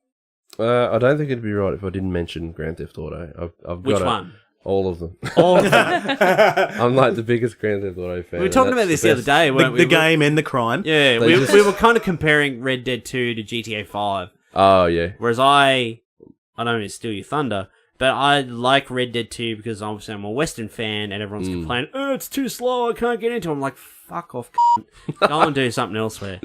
And, you know, it's a very slowed down experience. It's Western, you ride around, that's the point. You know, you're meant to take your time. You mosey. What does mosey mean? Just fucking take your time. Just fucking mosey. Compared to like GTA 5 where it's very hyper stylized real life, larger than life, and it has that element of obviously stylization but kind of unrealness to it. Like it's recognizable but I know it's not real, like it's an embellished version of real life. You know, whereas Red Dead 2, it is embellished and shit, but it feels more tangible and real compared to a Grand Theft Auto, for example. And it has a level of danger to it. Like, you feel you feel there's danger. Whereas I with got Grand mauled Theft by a Autos- fucking cougar today. Yeah. A cougar come running out of nowhere, Oh, spooked my did you also horse. play Red Dead Redemption as well? Yeah. Oh, okay. I was trying to make a joke about you getting mauled by a I cougar. have nothing else to unwrap, Russell. Oh, no, just, you know. Pins for puns is over. Okay, fair enough. Yeah, I got mauled by a cougar today. Cougar come running out of nowhere, spooked my horse. Horse threw me off, and I got mauled by a fucking cougar. I couldn't get my gun out in time, and I died. Sorry, Pat, you were talking about GTA.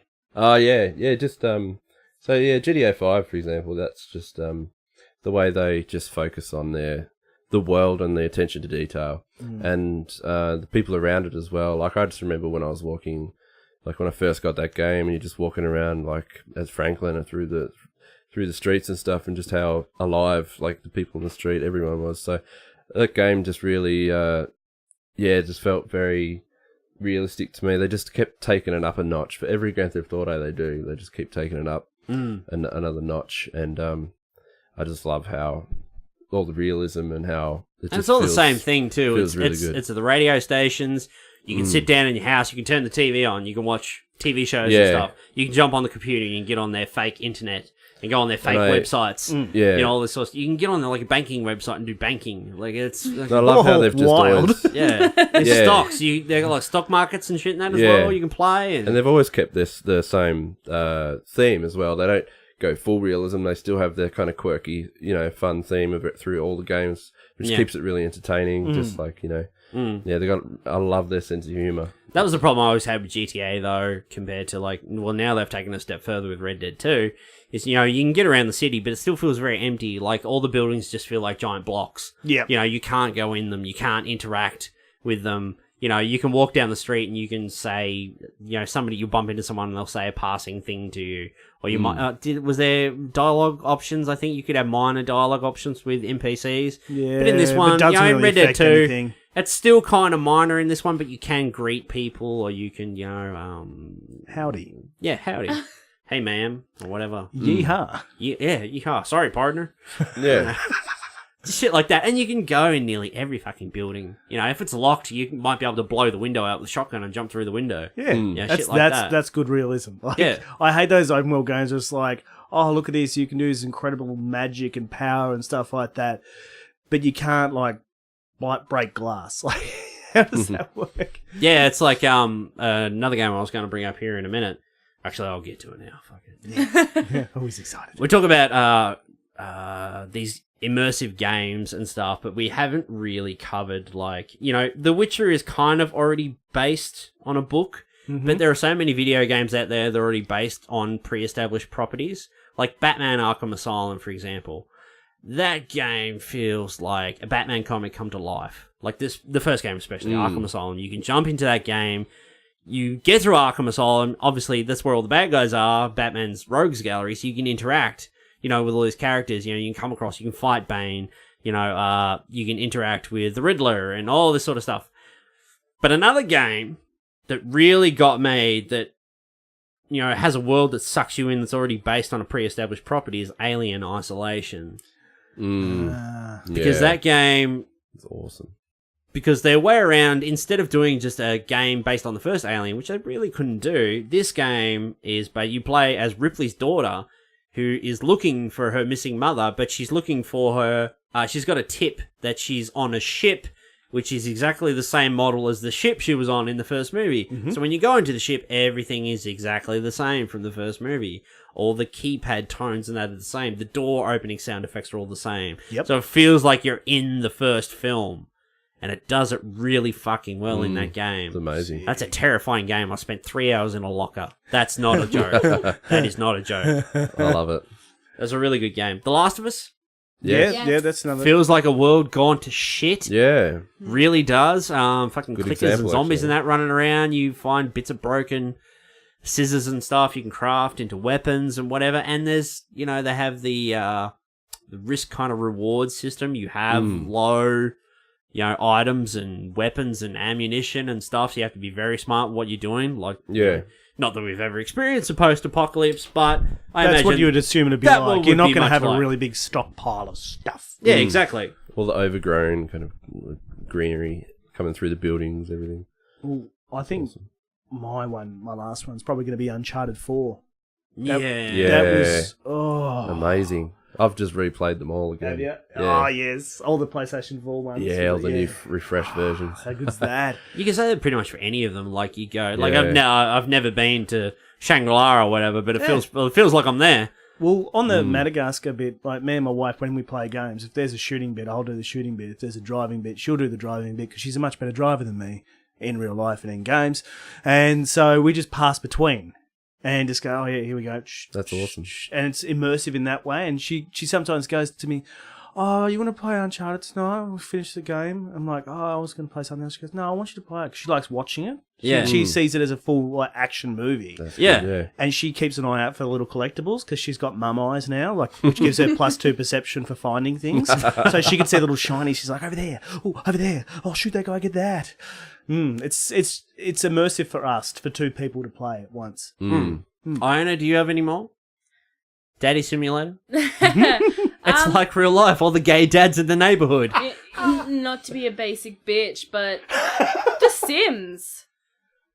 Sims 2 and 3 mostly, more predominantly. And I know it's more character-based, which really makes the world. But actually 2, 3, and 4, I don't know if you guys have... No, Emma and a plays it all lot the of time. exploring, and you find so many hidden things. Don't put babies in boiling pots. Yeah. Really? Like, there's It's a a good lot tip of... for you, Russell. Okay. Yeah, did you know that? That's new to me. A lot of Better go turn the background stove off. stuff that relates to previous, generations of The Sims. So Sims 4 might have something like graffiti on a back wall in one of the open lots that says, "Where is Bella Goth, who went missing in Sims 2," which was, 13 years ago now. Like, if you've been playing for a long time, there's a lot more Easter eggs that really just submerge you into looking around these worlds and just... And the characters into in it have got this real, naive, sort of, childlikeness to them. And it's just, you just feel like you're just dealing with these little kids, and you're just like, do that. In The do Sims that. 3, though, it really built up the story mode of anyone you weren't playing. There were backstories to everything, and there was relevance in whatever town they lived in. The Sims 3 had 15 different towns to live in. Yeah. And they were all, large. That's like Tasmania. That's true. The last game I really have that I have written down is the Dishonored games. Because Dishonored, the first one, where you play as Corvo, and you play in this fictional city of Dunwall. And I think it really lends to, the art design and that as well. But it just really feels like... the first Dishonored was a good start, kind of lay down the foundation, and then they just took it to the next level in Dishonored 2. I mean, you play a mission in Dishonored 2. It's not an open world, but the level is kind of it's a contained level, so think of it in a bubble. But, there are so many different ways to accomplish your goal. So, you have one person to assassinate, there's 10 different ways you can do it. You don't necessarily have to go... You can go the direct route and go through the front door, or you can sneak through the sewer system and come up underneath and inside, or you can cut through all the buildings and drug some guy and he has to unlock the door and run through, But there's, we were talking about before, like walking in someone's house and there's a little note, you pick up a journal, or you crack someone's safe, That was probably my favourite part about the Bioshock series, was just, learning about the world from these little audio tapes that around the place. Yeah. Audio tapes were a great addition to video games. Sometimes people give audio tapes and that a hard time. I like them. I like them because I'm going about this old world and I'm just like, ooh, what's this? Oh, scandalous. Yeah. But yeah, like holotapes or notes or anything, you can pick up and you can learn so many different things. But in Dishonored, it's like nearly everything you pick up is kind of relevant to the game, so it may help you in some way. So you pick up something about a florist and you read a thing, we just got this new type of flower in, but don't stand too close and breathe into it because you might pass out. Perhaps I'll go down to the florist and I might get this flower and I can use it to knock someone out or whatever.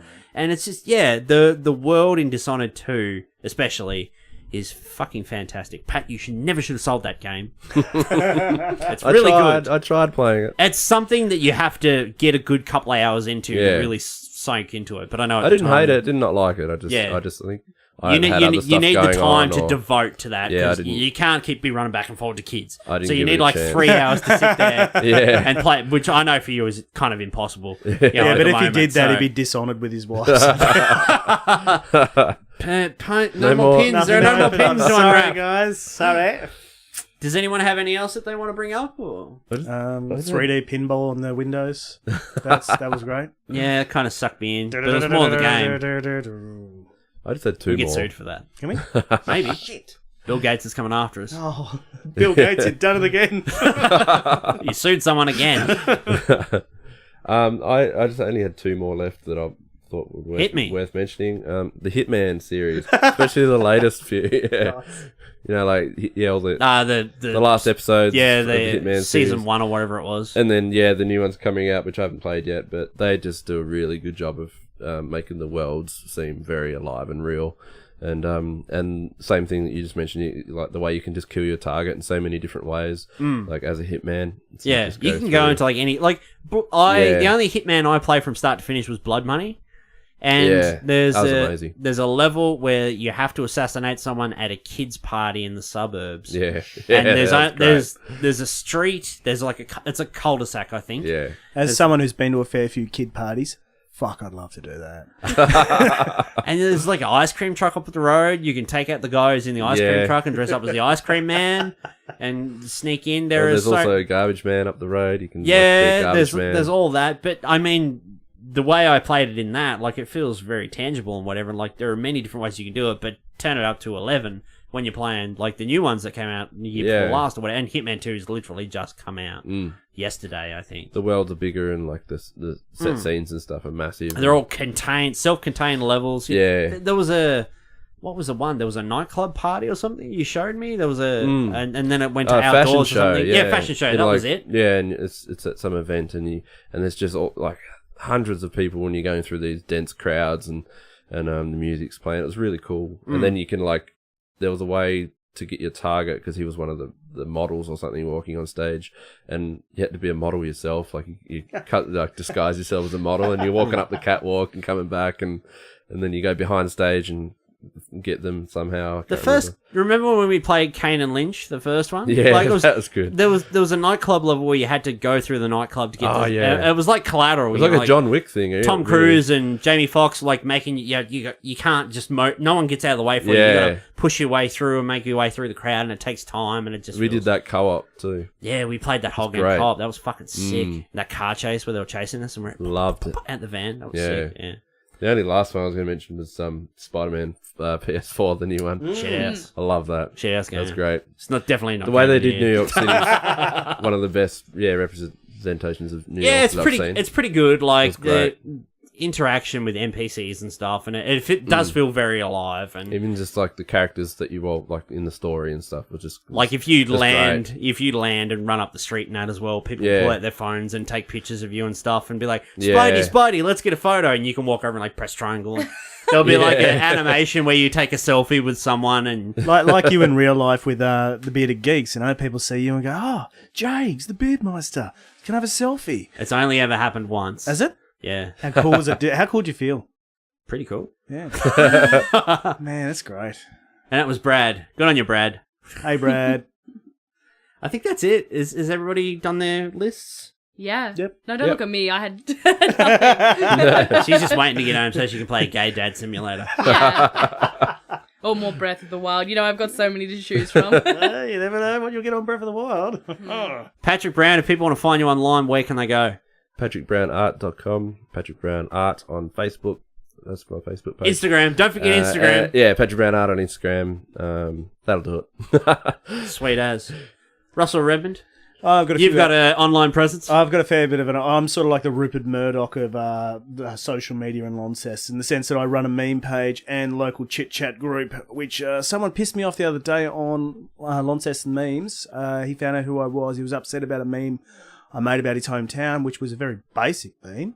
And he goes... Did it have anything to do with potatoes? No. This was different. Like, here's the thing. I make hundreds of Scottsdale memes. Everyone loves it. Make one Bracknell meme, and they just go, "How dare you? Well, mate, your kid looks like it has fucking Down syndrome, you cockhead." So what I did was I banned him from the meme page. I banned him from the chit chat group because I'm moderate on there. And every day I unban him and give him the weather forecast and tell him he's a fucking asshole, and then ban him again.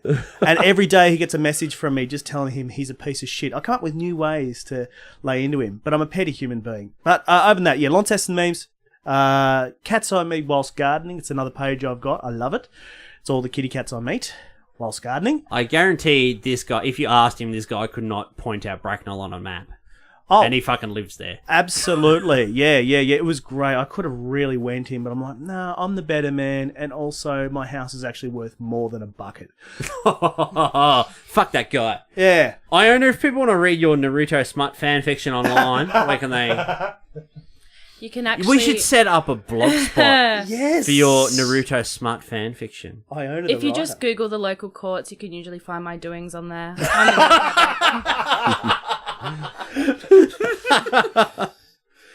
Oh, if you want to find the Bearded Geeks online, you can go to Facebook, facebook.com/boyded. Boyded. The Boyded Geeks.